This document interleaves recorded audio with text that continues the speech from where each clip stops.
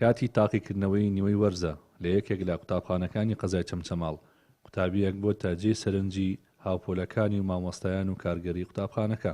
ئەو حاجی عایشەیە لە تەمەنی 65 ساڵی و پاش 43 ساڵ دابڕان بە جەستەیەکی ماندوو نەخۆشەوە هاتووەتەوە بەر خوێندن و بە ئاوات و هیواوە کۆشش دەکات تا بڕوانامەیەک بەدەست بهێنێت. من ناوم حاجی عایشە عەبدوڵڵا فەتاحە، خەڵکی ناحیەی سەنگاوم، لە کەرکووک خوێندومە لە مەکتەبی نازەنین. دوایی بەهۆی نەفیکردنی باوکمەوە بۆ ناسریە گەڕاوینەتەوە بۆ سەنگاو کە زێد و باپیرانی خۆمانە. لەوێ دەستم کردوتەوە بە خوێندن لە پێنجی سەرەتاییەوە تاوەکو سێی ناوەندی. لە سێی ناوەندی ئەمری گرتنمان بۆ دەرچوو. ئەتر لە دوایەوە وازم لە خوێندن هێنا، وەرە و ئازارێکی زۆرم چەشت، ناخۆش بوو بەلامەوە. پاش ساڵانێکی زۆر پاشی 43 ساڵ دابڕان لە خوێندن گەڕامەوە بۆ ناو قوتابخانە. وەڵاهی من حەز و خوریا و ئاواتی مناڵیمە، هەر لە مناڵیەوە حەزم بە خوێندن کردەوە. ئەوە نەبوو وەکو مناڵێکی بزێ و ڕقم لە خوێندن بێ و واز بێنم لە خوێندن. وەڵاهی حەزەکەم حەز و ئارەزۆکەم بێنمەدی. پێش مردن حەزەکەم هەچۆنێ بێ شەهادەیەک بێنم.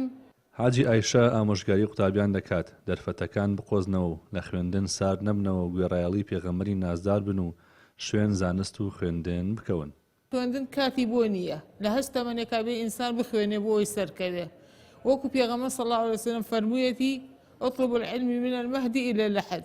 ئینسان هەر لە مناڵیەوە لە بەربێشکەوە هەتا وەکو قەبرەکە ئەبێ حەز بە عیلم و زانست بکە. هیوادارم کە خوێندنەکەیان وازێنێن، هیوادارم ڕەنجەکەیان بە فیڕۆ نەدەن. کەسوکاری حاجی عایشە باز لە هەوڵ و شەونەخۆنی و ماندووبوونەکانی ئەو بەو تەمەنەوە و گەڕانەوەی بۆ خوێندن دەکەن.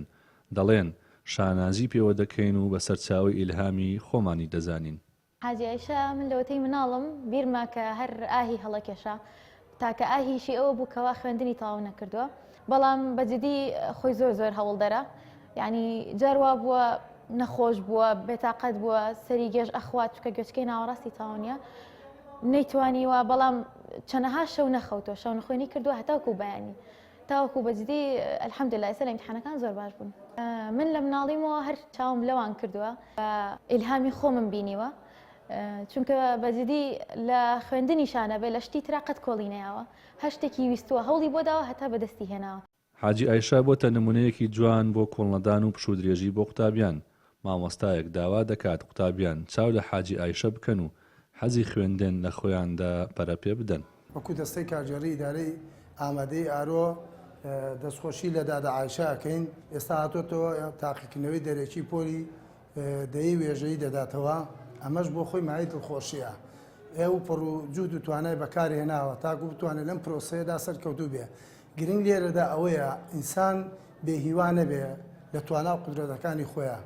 ئەم توانێتی بەسەرکەوتوی پۆلی نۆ ببڕێت و دوایەوە هەر لە هەمان کاتدا توانێتی بێتە مەرحەلەیەکی تر، قۆناغێکی تر. بۆیە ئەڵێم ئەگەر بێت و ئەم تەلەبانەی ئێمە سەرجەم خوێندکارەکان چاو لە دادا عایشە بکەن، بێهیوان نابن. مانا وایە ئەمە باشترین نمونە و جوانترین نمونەیە بۆی بتوان لە مادەکانیان سەرکەوتوو بن. ساڵانە ژمارەیەک هاوڵاتی کە بە هۆکاری جیاواز لە خوێندن دابڕاون دەگەڕێنەوە خوێندن.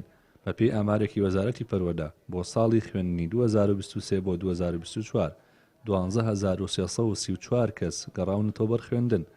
حاجی عایشەش ئەگەر بەتەمەنترین قوتابی گەڕاوە بۆ خوێندن نەبێت، بێگومان یەکێک لە بەتەمەنترین قوتابیەکانە. ڕەبین محەممەد، کەناڵی پەیام، چەمچەماڵ.